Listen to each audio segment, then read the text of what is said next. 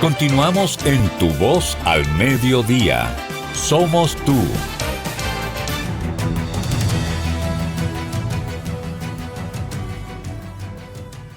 Miren, el país conoce perfectamente la actual situación de inestabilidad política y social que hay en Haití. La verdad es, sin ánimo de intervenir en asuntos de otros países, como el caso de nuestro país vecino, Haití, es innegable que el factor isleño y de compartir estos espacios con los vecinos haitianos genera una especie de convivencia a contracorriente y contrapelo de quienes desde Haití no se sienten cómodos y quienes de la República Dominicana así lo hacen. Ahora, ¿cuál es el problema? Que hay un factor de carácter histórico. ¿Por qué? Porque nosotros como país nos separamos de Haití. Pero también en épocas de mucha perturbación, los dictadores haitianos han utilizado el tema de lo nacional para activar un circuito de insatisfacción contra el pueblo dominicano. Eso no quiere decir que en la República Dominicana existan franjas que han construido un discurso respecto al tema haitiano, con razón o sin ella. El hecho cierto es que el flujo migratorio que nos impacta desde el punto de vista económico, se le adiciona el otro componente, que en la medida que hay una mayor inestabilidad política en Haití, se incrementan los flujos migratorios. Eso está demostrado. El último referente de estabilidad política fue Michel Martelly.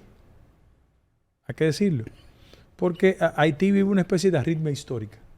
La regla de la perturbación, el caos. No estamos argumentando en función de denostar al pueblo haitiano.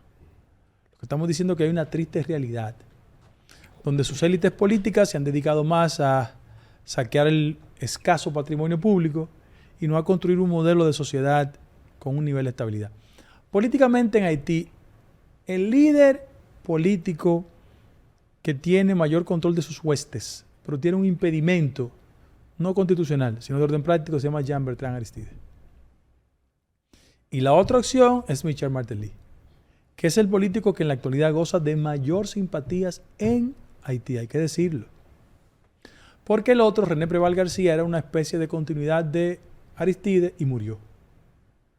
Entonces, en Haití tenemos tres temas: inestabilidad política, narcotráfico por un tubo y 7 llaves, hay que decirlo, y los niveles de contrabando que yo no tengo ni cómo explicarlo, porque todo el mundo sabe que eso se da con un consentimiento de las autoridades haitianas.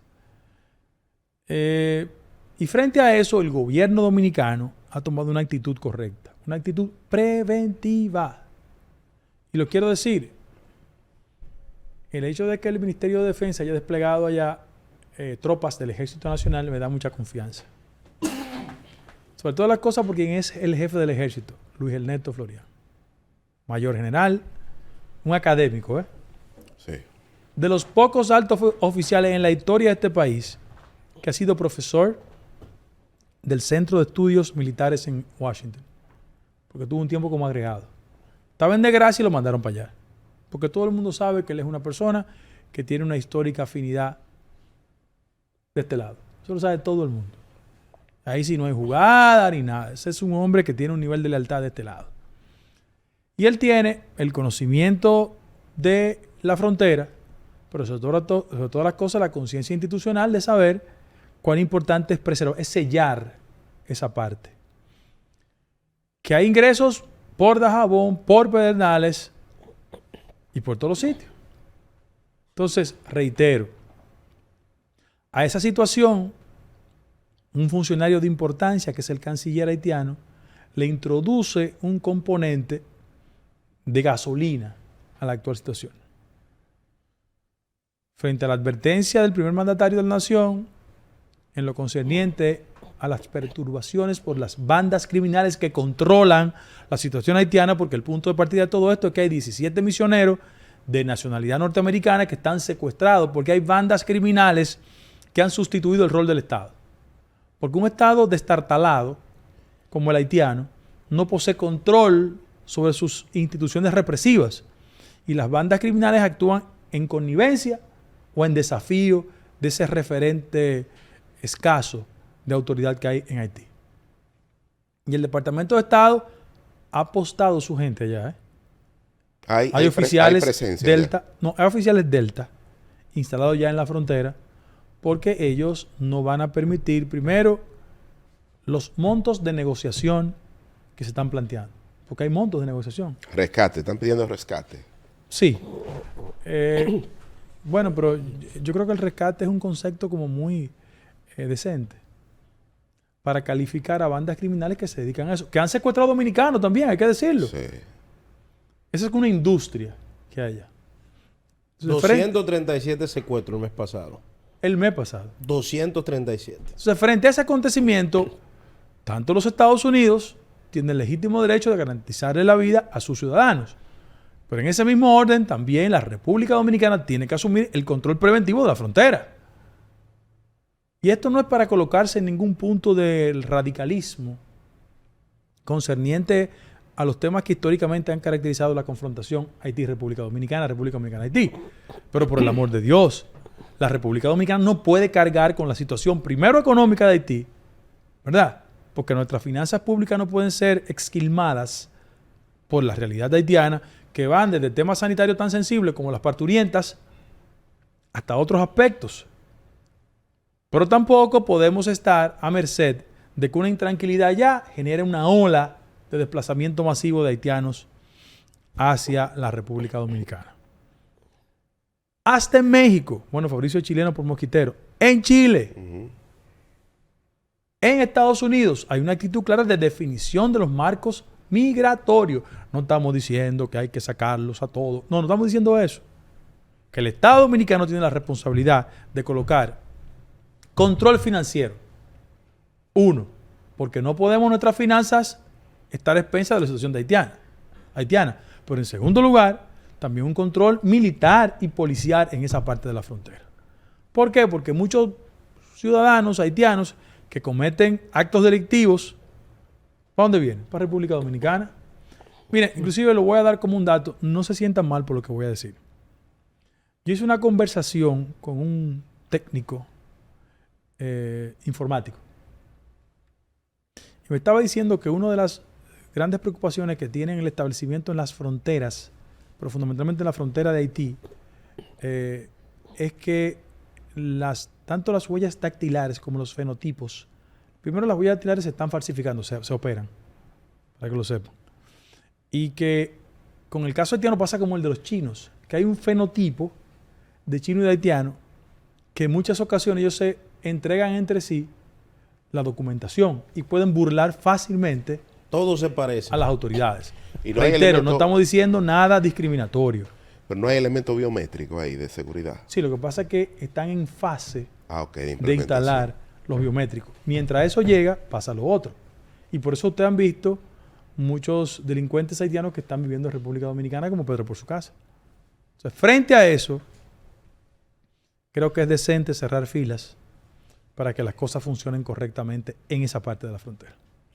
Ojalá y todo siga bien. Lo que pasa es que a mí me preocupa el compás de espera, porque la espera desespera. Y si bien es cierto, todos aplaudimos el tema de la alerta preventiva, esa alerta preventiva tiene un costo. Mantener 11,000 hombres en la frontera con habituallamiento, ¿verdad? Como se dice militarmente hablando, es costoso para la finanza pública. Y eso es lo que uno espera, un desenlace en Haití, que no termina de llegar. Que no termina de llegar ni siquiera con el tema del secuestro. No termina.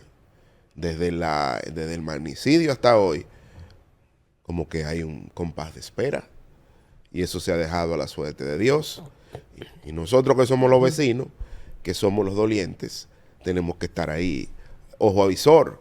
Pero repito, hasta el momento, yo no veo ningún interés fuera de la República Dominicana, de la comunidad internacional cercana, de que se busque una solución.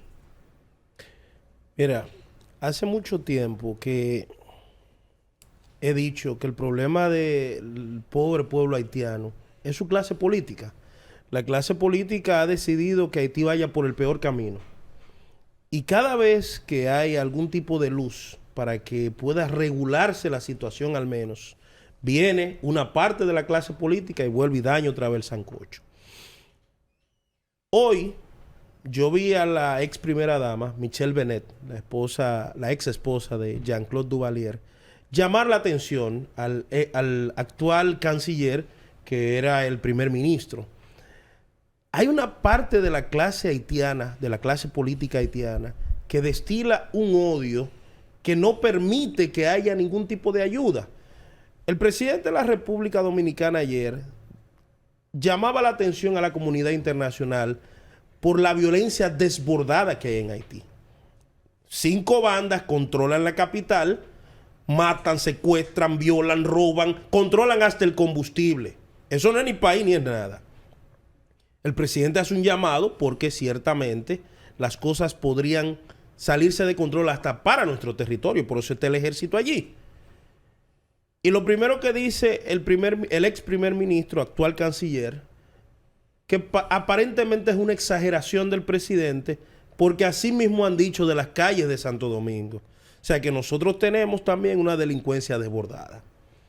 Ese tipo de declaraciones, qué bueno que haya encontrado una reacción en la ex primera dama, que le dijo incompetente, bandido, le dijo de todo a él, le escribió en Twitter, porque ese tipo de comentarios son los que han llevado a la ruina a Haití por años.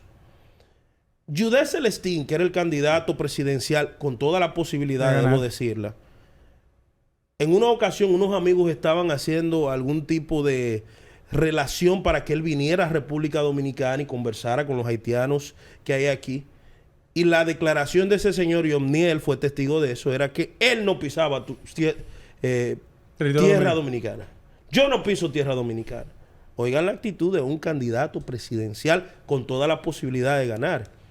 He dicho que nuestra diplomacia ha hecho grandes esfuerzos por años, no importa el gobierno que esté, en la OEA, en las Naciones Unidas, respecto al tema de Haití. Pero la diplomacia haitiana se ha preocupado más por hacernos ver a República Dominicana como un país golpeador, un país enemigo, un país lleno de odios, antes que resolver su propia situación. Fabricio, tú has sido testigo de cuántas veces han venido invitados aquí relacionados con el tema haitiano, y yo le hago la misma pregunta. ¿Hasta qué punto nosotros vamos a seguir teorizando sobre el tema haitiano y no vamos a tratar de imponer un gobierno?